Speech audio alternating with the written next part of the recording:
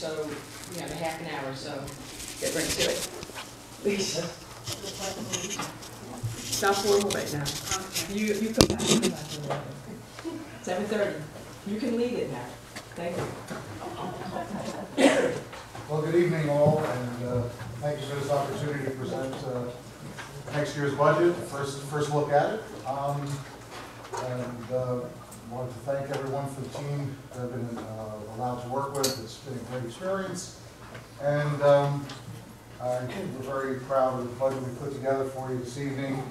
A number of years ago, kind of the rules of budgeting changed in New York State, in that revenues became capped to a tax cap specifically, which is the majority of our revenues come from the property tax, almost 80%. And because of that, we now have to fit an educational plan within available revenues of the district. This year, there's two things that really we want to point towards that are a little different than what you've seen in the past. The second line, the tax-based growth factor, it's my understanding in previous years that's been a 1.0. Here, it's a very small increase, 1/2 of 1%, slightly below that. And what that is actual brick and mortar growth in the community. When asking the assessor, is there a certain part of town or development you can look at, he said really it's kind of onesie, twosie type growth. There are everything from people putting additions on their homes to single family homes that are just going up on previously vacant parcels. Interestingly, on the East Ramapo side of the Ramapo town, that number is 2.5% versus 1/2 of 1%. So their tax cap will be a number closer to 3%. And the other thing that's unique this year is we're dealing with the lowest CPI growth, which is a statewide figure. All districts, including the 4 large cities, not counting New York City, are affected by this. Again, the smallest we've seen, virtually zero, a little more than 1/10 of 1% on the CPI. Most of the other factors that impact the tax cap are flat, the same. Number of pilots came in a little less than what was budgeted, and we're projecting the same for next year. And the exemptions, which is primarily debt service minus building aid, was pretty comparable between both years. So when you work through the formula, it looks at a 0.6% would be the maximum tax cap without a supermajority vote, and that allows us to have $636,000 additional dollars for the program next year. If at any time there's questions, just kind of informal, we'll just take them as they come. I like the way the district has looked at the budget because really when we build the budget, this is the way we build it. We build it on what's known as an object basis. Salaries, biggest chunk, salaries and benefits, as with most districts, 70% of the total budget is salaries and benefits. As we get through each line, we'll have a little bit to say on each. Salaries, you have settled contracts with your major unions, and all bargaining units are settled. There are just a few retirements we've received thus far, and new contractual language which should lower the total cost of retirement payments is reflected in the budget. So again, that's a slight increase, primarily due to increment and those contracted salary increases. Benefits, good news is that this is an area that's going down in our budget, primarily due to the state retirement systems. And we'll kind of hop between these. TRS is our biggest retirement contribution. That's for the teachers' retirement system. All the certified staff has dropped down to a total contribution rate of 12%. ERS 15.5%. Health insurance, because there was an estimate of a larger increase this year, actually the year-to-year increase is slightly manageable, even though there's no decrease in the number of lives we're insuring. And other benefits, the main reduction there is workers' compensation. The district is part of a workers' comp cooperative in Rockland County that's been quite successful and in keeping our total costs down and compared to what the cost of workers' comp would be if you were in the state cooperative, Group 491. So those are our two biggest parts of the budget. The trends, ERS, again for civil servants, third year in a row that rate has dropped. Teachers' retirement system, the second year, although because more salaries are impacted, this is more important for us. It's hard to gauge, but what we're starting to hear now is that we may be, and when we'll show you a graph as how far these rates have fluctuated over time, we may be hitting a temporary bottom here. So this may be the last of the immediate good news for the foreseeable future.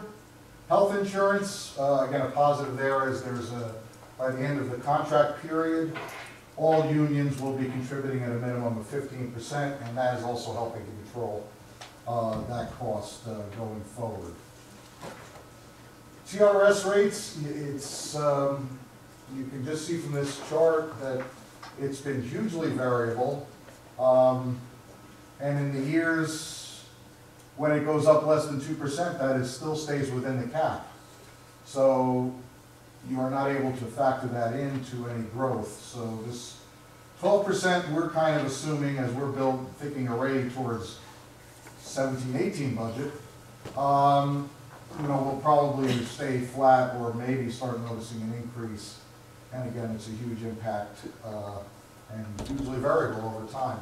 Interestingly, TRS now is getting to the point where almost 50% of the members are retirees. So it's, you know, there's a point of a fulcrum tipping there where we could have even more lives across the whole teachers' retirement system group where there's less people paying in than there are receiving benefits. ERS rates similarly fluctuates kind of in tandem. Although, again, we have less salaries that are impacted by this.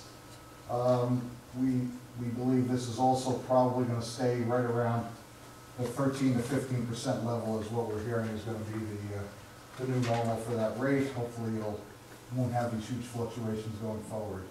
But this is really why a district needs fund balance to be able to plan for these, especially in the era of the tax cap.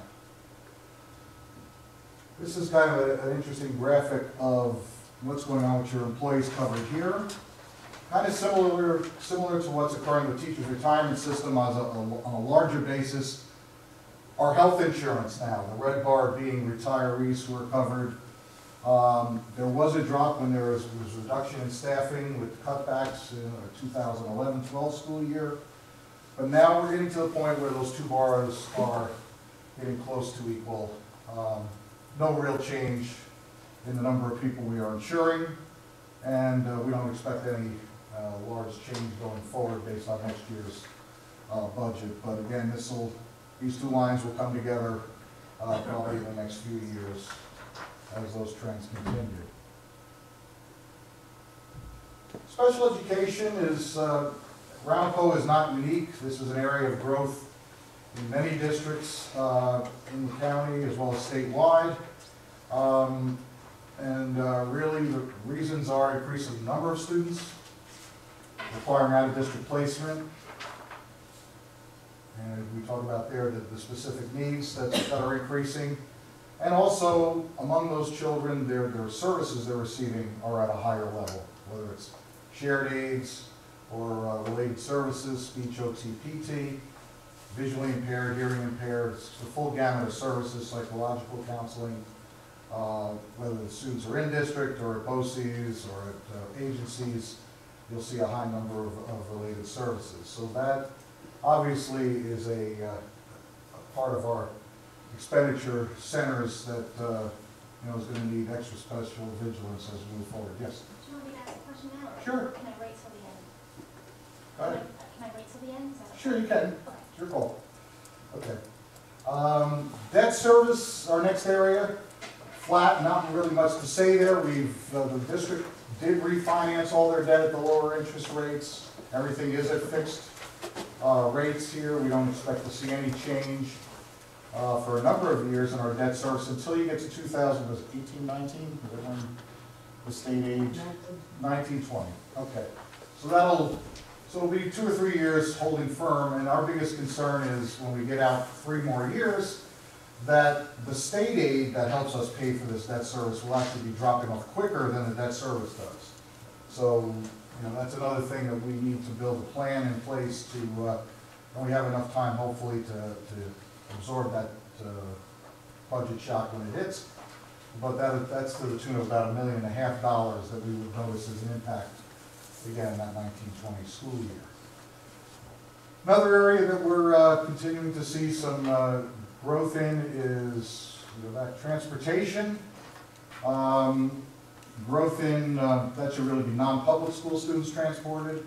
Growth in the number of students receiving specialized transportation, that would be special ed students, and specialized transportation is wheelchair, sometimes with a monitor on the bus.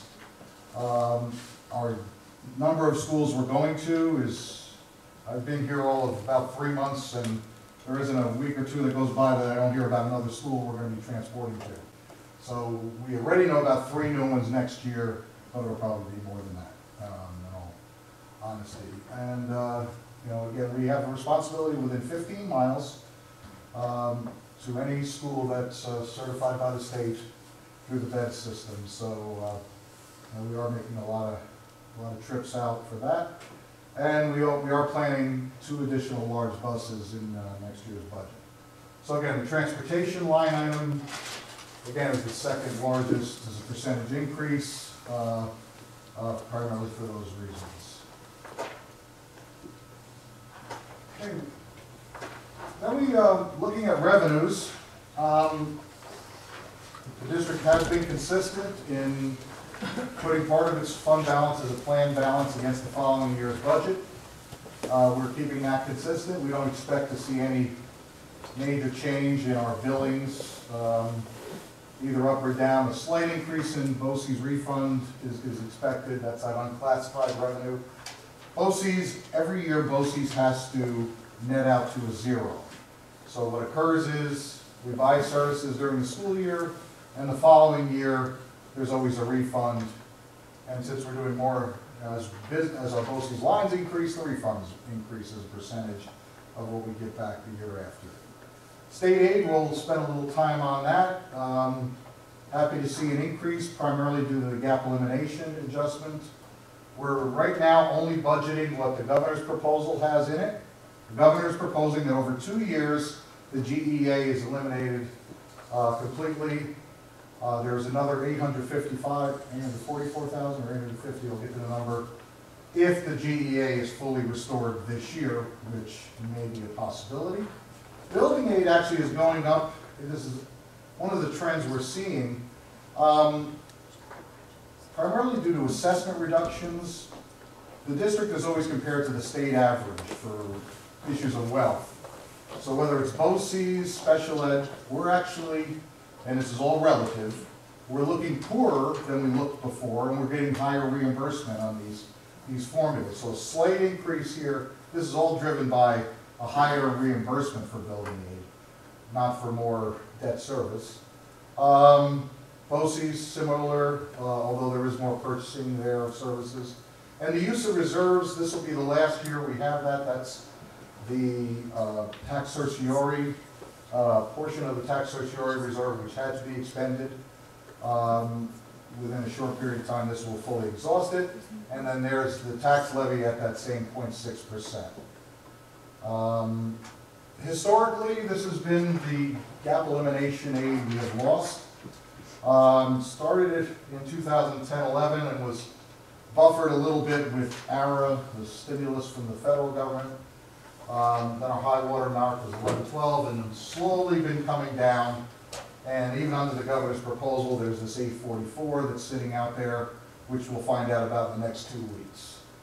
So it's all accumulated loss in aid of $14.5 million due to the GEA. Really what the state did is they didn't cut any specific item. They didn't say we're cutting your transportation or we're cutting your building or BOCES. They just kept all those formulas running and then just kind of took the money with them up to the other hand to help balance their books. So state aid issues, expenditure-based aids are increasing, spending more, and also this issue of the assessments affecting our relative wealth, and the GEA at 844. Reserves, the district has been prudent in setting up reserves. One of those reserves, the debt service reserve, will help us in that year that the state aid is dropped for building projects, will kind of help us handle that buffer over a few years. Capital reserves, insurance reserves for uninsured losses. And then we are fully with that 262, the unrestricted tax certiorari reserve will go away. And we actually are going to hit the tax certiorari reserve for actual settlements this year, $355,000. This does not include new petitions for tax certioraries. That's normally handled over the summer. We will get the full impact of new tax certioraries, and we will probably come to you with a plan for reserving to some percentage of those possible claims. So that's definitely a big liability that sits out there for the district. Other factors impacting funding, and I think this is really the biggest issue in the district, is assessment changes. You can see here cumulatively that even if the district had the exact same tax levy all these years, just for the factor of less wealth to tax on would have meant taxes going up 12.5% just on that factor alone, which again, we don't have any control over this. It's partly through tax certioraries that these are reduced, and also if any properties go to a tax exempt status, that impacts this figure also. We do not at this point have a 2016 number from the assessor, and we won't have anything, even a tentative number, till closer to May from him as far as that goes. Our biggest town obviously is Ramapo. This is just the town of Ramapo. We have a little piece of Havistraw and Tuxedo. Consumer Price Index, I really want to highlight this.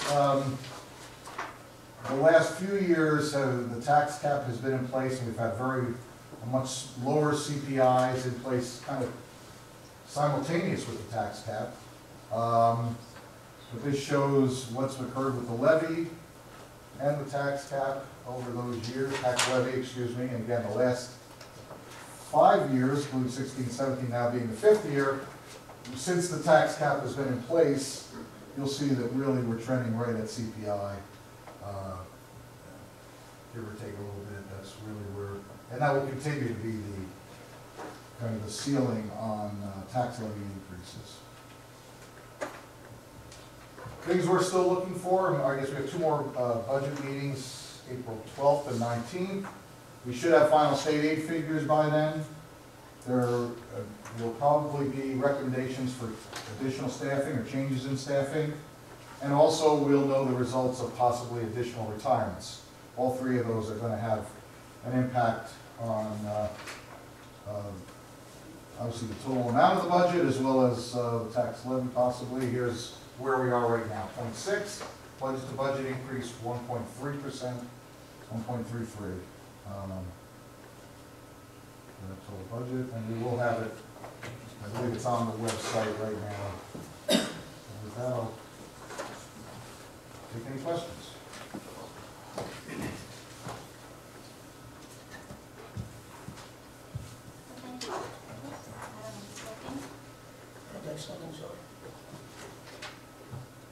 Okay, that was a really great presentation. I learned a lot from it, so thank you. It's triggered a lot of questions. So first of all, with the tax-based growth factor, you said there was more growth in the community brick and mortar. I'm not going to pronounce that word correctly. And homes going up, but that has not reflected in our enrollment, correct? No. Okay. No. Like you said, it could be additions, people putting additions on houses. It doesn't mean it's actually new housing. It could just be additions to, and that increases that growth factor. It's something totally different. Right. We've never seen it in all the years we've had. This was just brand new for us. Right. I was kind of surprised too. And those enrollment numbers, we probably won't know that for a little bit. Yeah. Then the second question that I had was with regards to the special education. I guess that was maybe my first question. So there's a lot of increase in out of district placement. Are those students in our district that get placed elsewhere, or are those Yes. students in private schools that require services? All the students go through RCSD, and then they're either placed, could be in BOCES, could be in agencies, like UCP, I think the other ones around here that you might, Summit. I'm sorry, I meant to Yes. say, are they students that originate in our schools? They might, we get, Yeah, these are our resident students who are placed by our CSE and outside. Okay. Because I thought in previous presentations, the theme that I thought that I was hearing was that we were trying to unclassify students and they were getting more 504s, but that's not that trend has reversed? I can't speak specifically to that trend because we're in the middle of annual reviews now. What I can tell you is that the students enrolling here increasingly require greater services, greater supports than our 7 schools can offer. So what we're looking at long-term is how do we expand the capacity of those schools, and how do we potentially create programs that can bring other students back to the district if they're able to be serviced well in our school. So basically, while we're attempting to declassify and do that, there's still a net increase. Right, declassifying students within the district helps in terms of freeing up staffing to do other things, but doesn't help us to keep down the cost of BOCES tuition and private school tuition. Right, so there's still a net increase in need. Okay.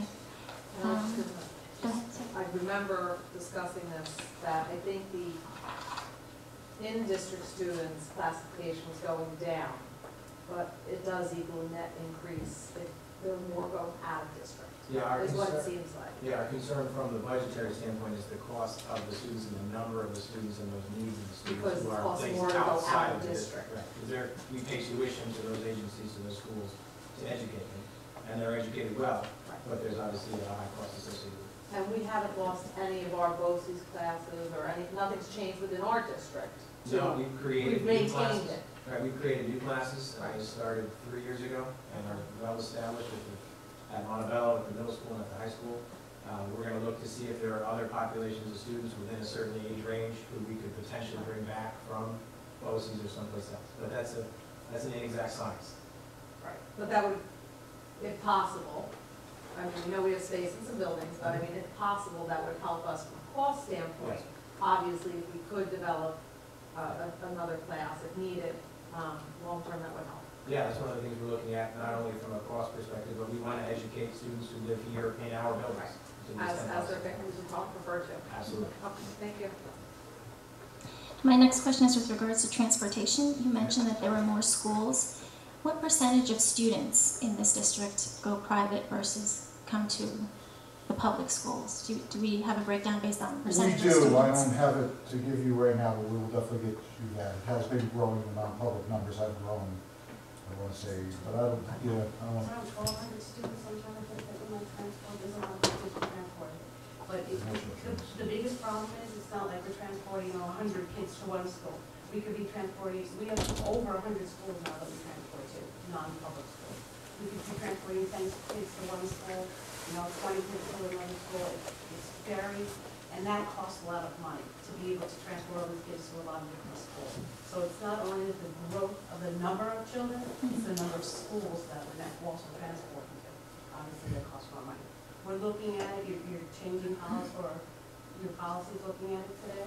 We're trying to get more control over it than we've had in the past, so that more understanding exactly what's going on and trying to figure out the trend, which of course it's not always easy when you don't have a lot of information on public school.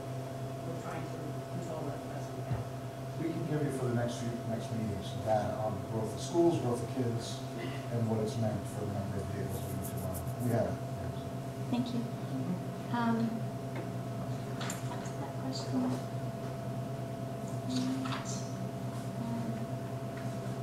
Oh, do you have any predictions for that 2016 assessment value?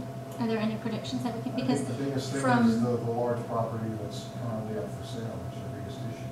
right, It's kind of all sitting right there. that's Interestingly, in a conversation, the assessment might be set by something different than what the sale price is, because I'm, you know, so the assessor is getting an appraisal done. And that will ultimately, I think, have more weight in his, what he puts on that property, so. Because the percentage change last year was more than we've ever had historically. So I'm wondering if what, Could be that or more.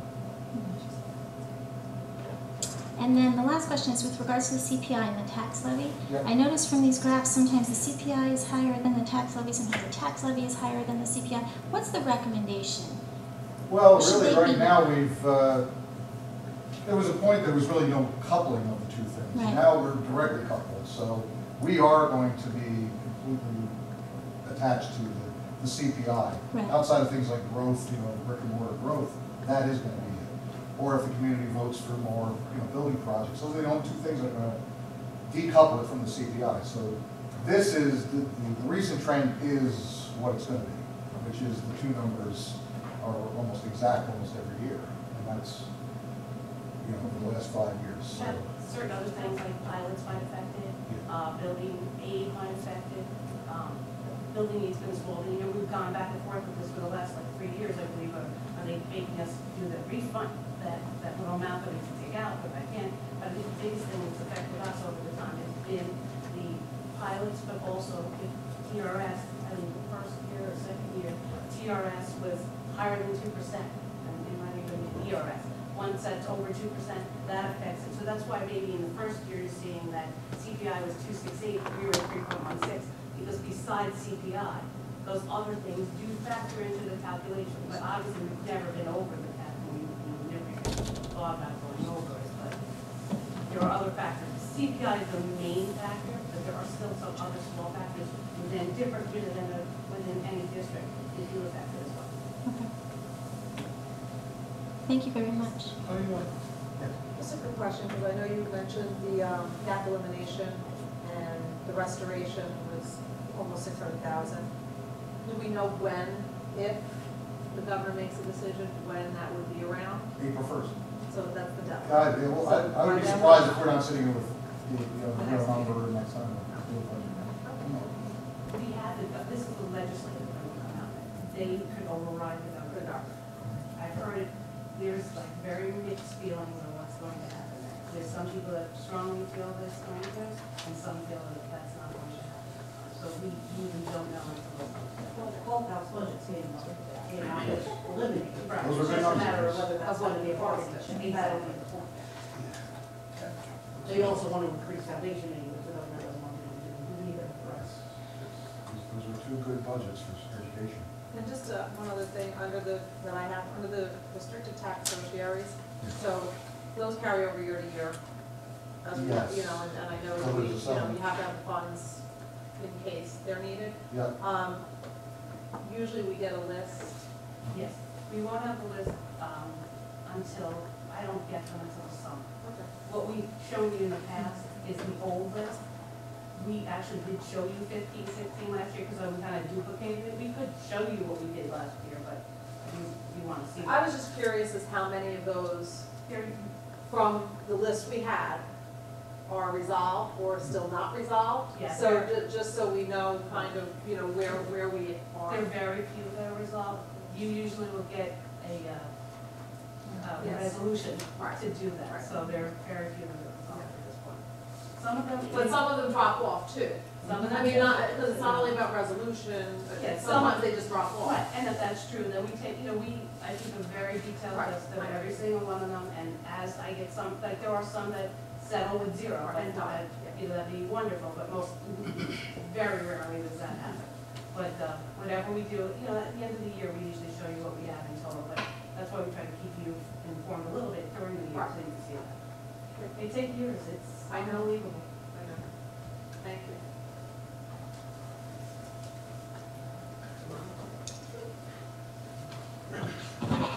Thanks again for all the great information you shared.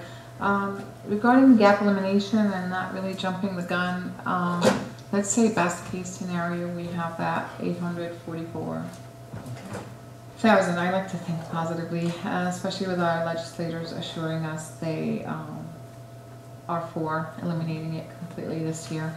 do we have like optimistic plans? How to, are we putting that in a reserve? Or we don't count our sheep I think until It's we, one of those stay tuned, I think, but yes, we've already had discussions. I mean, we talked about staffing issues that might take some of that. Reserves are always an issue, so, yeah. I would expect that plan will be in front of you the next meeting. okay, great. And hopefully by the next presentation, we will have the news about that. Definitely. Did I hear you say April 5th, or is it April? April 1st is when it's due, and then Right, there's but every indication it will be on time. our next budget presentation is on Oh, the is the 5th, 12th? The 12th. not the 5th? No, Okay. because we're going to wait for the retirement numbers, because when we give you revenue numbers, we won't have the correct expenditure numbers. So we had to wait the other week until that's settled. So we're gonna have a meeting between the two meetings, is that the plan? Because we meet on the 5th and the It's 19th. an off week. So Oh. it's absolutely an off week. Yeah, that's- So are we having, It's just, the 5th is, the 12th is just budget. okay, Correct. so we're having, It's just because of the timing of other factors that we will not have on the 5th.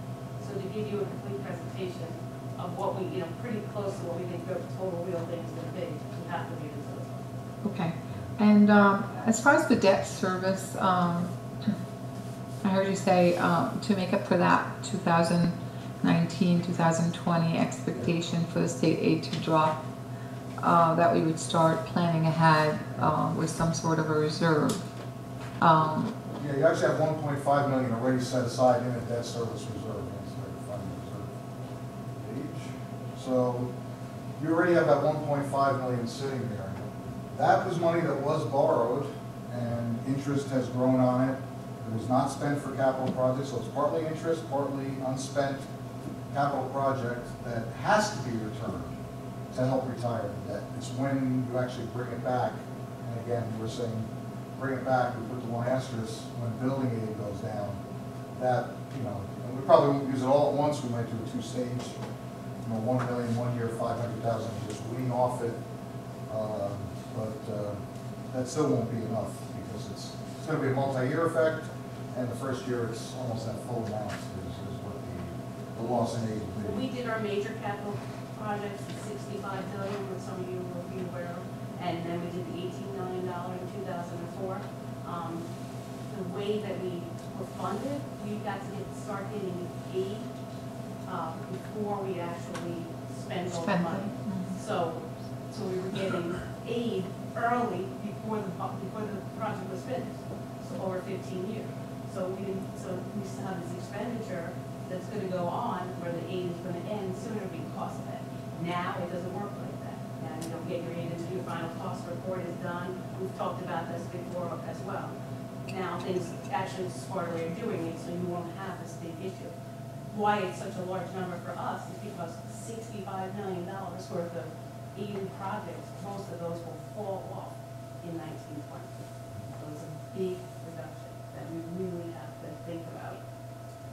So if I'm understanding correctly, the projects are completed or they're still in No, progress? this is years ago they were Right. completed, but the way you used to get aid, as soon as you filed a form saying this is what we're doing, you started to get aid. Right, Now it doesn't work like that. So we Right. started getting aid way before the project was finished, so we weren't borrowing. Because it was 65 You didn't have to take a loan. We borrowed in several pieces to Mhm. pay for this. We didn't need to borrow all the 65. So we're paying debt as those projects took several years to finish.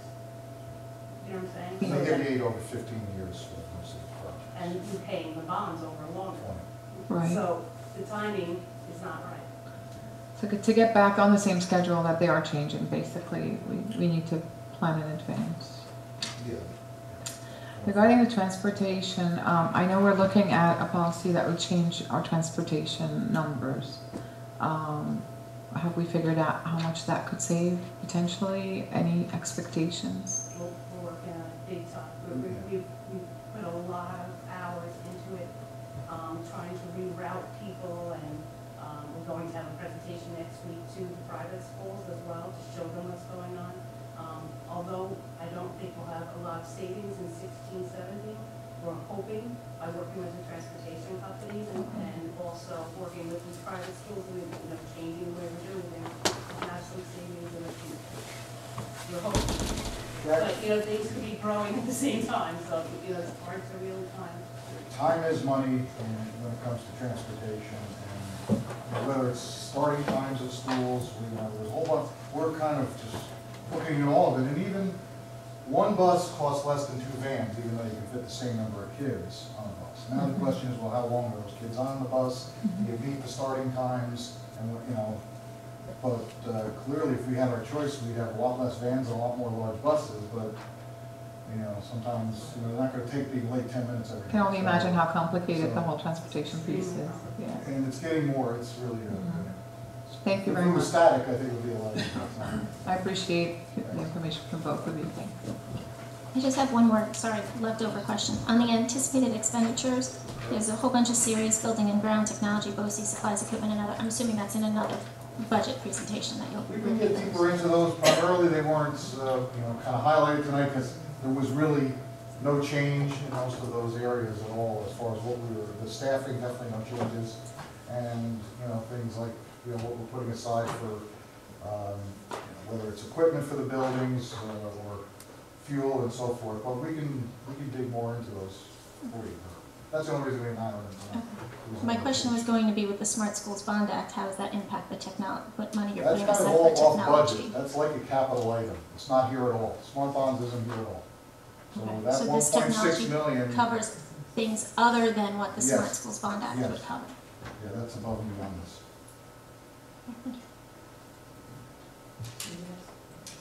Thank you Thank very you. much. Thank you very much.